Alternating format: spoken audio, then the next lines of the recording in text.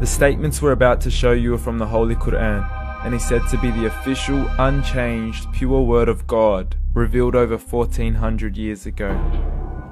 Claiming to be the word of God is a heavy statement, and without proof, or if a single contradiction is found within the book, the apparent word of God will be proven false. So without further ado, let's put the book to the test. In the 23rd chapter, titled The Believers, from the 12th to the 14th verses, God is said to give a detailed description of how the human being is formed.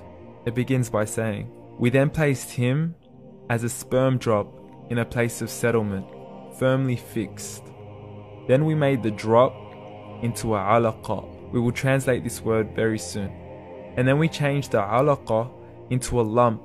Then we made out of that lump into bones. And then we clothed the bones with flesh. Then we caused him to grow and come into being and attain the definitive human form."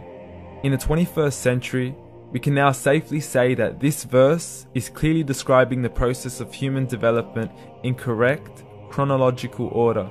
However, what we should be paying attention to in particular is the second stage, referring to the development of the embryo. The specific word used to describe the embryo in this verse is the word alaqa. The word alaqa, when translated into English, can mean three separate things.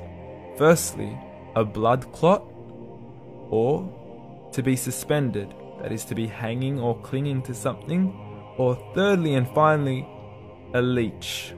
Now, all three definitions don't come anywhere near what we perceive to be the human embryo.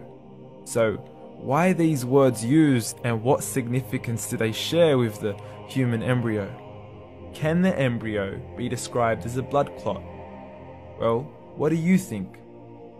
In the 3rd week of embryonic development, a tubular heart joins with the blood vessels to form a primordial cardiovascular system, and by the end of the 3rd week, the blood is circulating and the heart begins to beat on day 21. The first thing that comes to mind in regards to being suspended or hanging is the umbilical cord. But we can't use that example because we are simply referring to step 2, before the baby has even formed.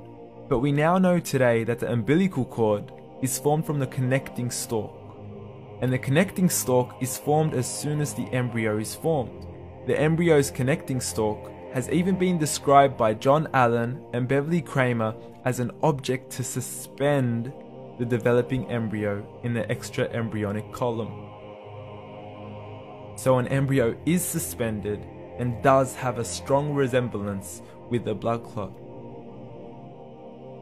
What on earth would an embryo have to do with a leech? Figure A shows the structure of an embryo at 25 days. Figure B shows a leech. Now please note once again that the embryo in this stage is no greater than the size of a kernel of wheat. This is an X-ray of the embryo at 22 days. This is the internal structure of a leech. It's mind-blowing stuff, but you still haven't seen anything yet.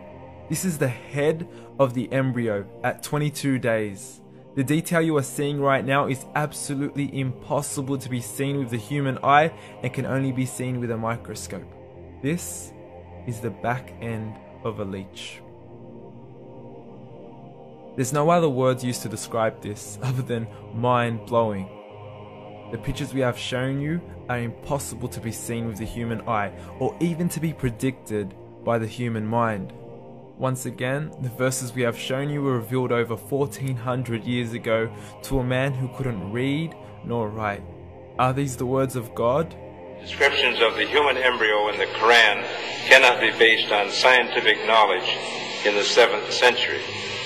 The only reasonable conclusion is that these descriptions were revealed to Muhammad from God, from God, from God, from God.